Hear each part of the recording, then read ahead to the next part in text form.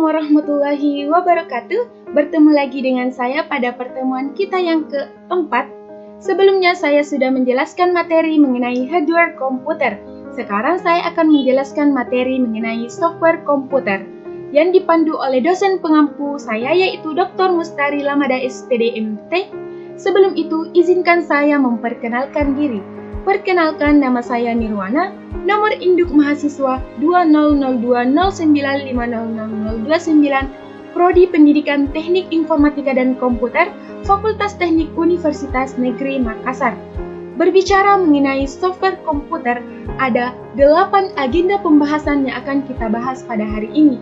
Yang pertama yaitu mengembangkan peran perangkat lunak, yang kedua yaitu perspektif industri, yang ketiga yaitu abad pabrik perangkat lunak, yang keempat yaitu daya saing perangkat lunak, yang kelima yaitu perangkat lunak, yang keenam yaitu karakteristik perangkat lunak, yang ketujuh yaitu komponen perangkat lunak, dan yang terakhir yaitu aplikasi perangkat lunak.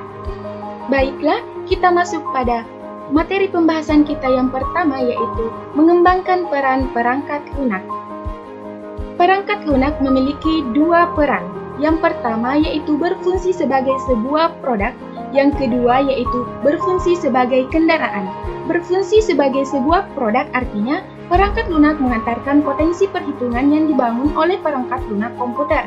Sedangkan berfungsi sebagai kendaraan artinya perangkat lunak berlaku sebagai dasar untuk kontrol komputer atau sistem operasi, komunikasi informasi atau jaringan, dan penciptaan serta kontrol dari program-program lain. Nah, di balik fungsinya itu, ada pun beberapa era revolusi perkembangan perangkat lunak. Yang pertama, yaitu perangkat lunak dirancang secara khusus untuk aplikasi tertentu saja dan hanya memiliki areal distribusi yang terbatas. Sedangkan pada era kedua, terjadi peningkatan di mana sistem multiprogram dan multi-user. Nah, yang kedua yaitu real-time, yang ketiga yaitu database, dan juga yang keempat yaitu produk perangkat lunak serta kehadiran software house. Pada era ketiga, evolusi sistem komputer tahun 1970-an yang ditandai dengan kehadiran dan penyebaran pemakaian mikroprosesor. Nah, pada era keempat memiliki banyak peningkatan seperti sistem desktop bertenaga kuat, teknologi berorientasi objek, sistem pakar, jaringan syaraf tiruan, komputasi paralel, dan juga komputer jaringan. Nah, dari peningkatan perangkat lunak, ada pun serangkaian masalah yang berhubungan dengan perangkat lunak. Di antaranya yaitu yang pertama yaitu adanya kemajuan perangkat keras terus berlanjut melampaui kemampuan kita untuk membangun perangkat lunak yang sesuai dengan perangkat keras yang ada. Yang kedua yaitu kemampuan kita untuk membangun program baru tidak dapat memenuhi kebutuhan akan program baru. Juga tidak dapat membangun program yang cukup cepat untuk memenuhi kebutuhan bisnis dan pasar. Nah, yang ketiga yaitu pemakaian komputer yang tersebar luas membuat masyarakat semakin tergantung pada operasi perangkat lunak yang reliable, kerusakan ekonomis yang besar, dan potensi penderitaan manusia dapat muncul bila terjadi kegagalan perangkat lunak. Nah, yang keempat yaitu kita berjuang untuk membangun perangkat lunak komputer dengan reliabilitas dan kualitas yang sangat tinggi. Nah, yang terakhir yaitu adanya kemampuan kita untuk mendukung program yang ada terhambat oleh buruknya desain serta sumber daya yang tidak memadai. Nah, selanjutnya yaitu materi kedua mengenai perspektif industri. Berbicara mengenai perspektif industri, pada masa-masa awal perhitungan sistem berbasis komputer dikembangkan dengan menggunakan manajemen yang berorientasi pada perangkat keras. Mereka menerapkan kontrol, metode, dan alat-alat yang dikenal sebagai hardware engineering. Sayangnya, pada saat itu perangkat lunak belum banyak difikirkan. Dibanding perangkat keras, perangkat lunak komputer sudah berubah secara drastis. Dibanding perangkat keras, perangkat lunak merupakan salah satu bentuk tunggal yang berbiaya tinggi. Sudah hampir 2 dekade ini, para manajer dan para praktisi melontarkan pertanyaan-pertanyaan seperti mengapa membutuhkan waktu yang sangat lama untuk menyelesaikan program, mengapa biayanya sangat tinggi. Dapatkah kita menemukan kesalahan yang ada pada program sebelum mendistribusikannya kepada pelanggan? Mengapa sangat sulit bagi kita untuk mengukur kemajuan pada saat perangkat lunak dikembangkan? Selanjutnya kita masuk pada materi kita yang ketiga yaitu abad pabrik perangkat lunak. Perusahaan-perusahaan yang besar maupun kecil memiliki apa yang disebut dengan software cloud. Ada ribuan aplikasi berbasis perangkat lunak dengan kondisi kritis yang sangat perlu diperbaharui, seperti aplikasi sistem informasi yang ditulis 20 tahun yang lalu yang mengalami 40 generasi perubahan dan sekarang tidak mungkin lagi dilakukan. Upaya pembaruan, bahkan modifikasi yang paling sederhana sekalipun sudah akan membuat perangkat lunak tersebut gagal beroperasi. Ya, selanjutnya yaitu aplikasi pengembangan yang dipakai untuk memproduksi desain data telah kritis dan karena cara pemeliharaan serta usia yang sudah tua membuat tidak ada orang yang mengetahui struktur internalnya. Nah, selanjutnya yaitu embedded system atau yang dipakai untuk mengontrol sumber tenaga, rambu udara dan perusahaan besar. Di antara ribuan macam aplikasi yang sangat aneh serta kadang-kadang mempunyai kelakuan yang tidak dapat dijelaskan tetapi tidak dapat dibawa untuk diperbaiki karena tidak ada lagi yang dapat menggantikan posisinya. Selanjutnya kita masuk pada materi keempat yaitu daya saing perangkat lunak. Berbicara tentang daya saing, sekarang ini perangkat lunak sudah menjadi lahan yang sangat kompetitif. Perangkat lunak yang dulu dibangun secara internal di dalam komputer, sekarang sudah dapat diproduksi secara terpisah. Selanjutnya yaitu materi keenam mengenai karakteristik perangkat lunak. Perangkat lunak lebih merupakan elemen logika dan bukan merupakan elemen sistem fisik. Dengan demikian, perangkat lunak memiliki ciri yang berbeda dengan perangkat keras seperti perangkat lunak dibangun dan dikembangkan tidak dibuat dalam bentuk yang klasik atau pabrikasi. Biaya untuk perangkat lunak dikonsentrasikan kepada pengembangan. Yang kedua yaitu perangkat lunak tidak pernah usang. Perangkat lunak tidak rentan terhadap pengaruh lingkungan yang merusak yang menyebabkan perangkat keras menjadi usang. Yang ketiga yaitu sebagian besar perangkat lunak dibuat secara custom build atau serta tidak dapat dirakit dari komponen yang sudah ada. Selanjutnya yaitu materi ketujuh yaitu komponen perangkat lunak. Komponen perangkat lunak yang pertama yaitu reusability. Reusability merupakan suatu ciri penting dari komponen perangkat lunak kualitas tinggi. Sebuah komponen perangkat lunak harus didesain dan diimplementasikan sehingga dapat dipakai lagi pada berbagai program yang berbeda. Komponen perangkat lunak dibangun dengan bahasa pemrograman yang memiliki kosakata yang terbatas, sebuah tata bahasa yang dibatasi secara eksplisit, serta aturan-aturan Shen, serta aturan sinteks dan semantik yang dibentuk secara baik. Yang kedua yaitu bahasa tingkat mesin. Bahasa tingkat mesin merupakan perwakilan simbolik dari serangkaian industri CPU.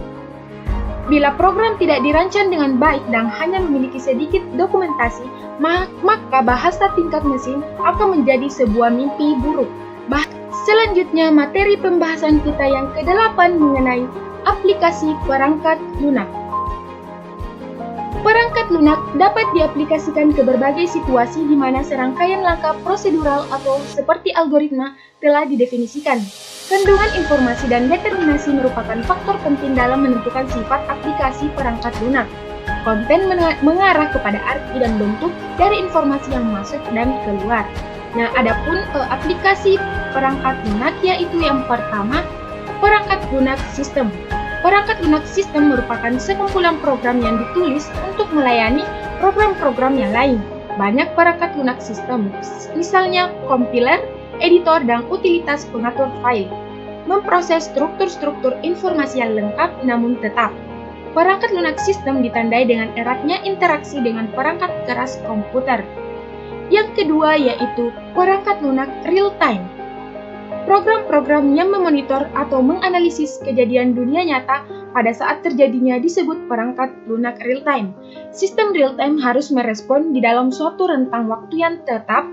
Waktu respon sebuah sistem interaktif time sharing secara normal harus diperpanjang tanpa memberikan risiko kerusakan pada hasil. Yang ketiga yaitu perangkat lunak bisnis. Sistem distrik contohnya seperti payroll, account receivable, payable, inventory telah mengembangkan perangkat lunak sistem informasi manajemen MIS yang mengakses satu atau lebih database besar yang berisi informasi bisnis.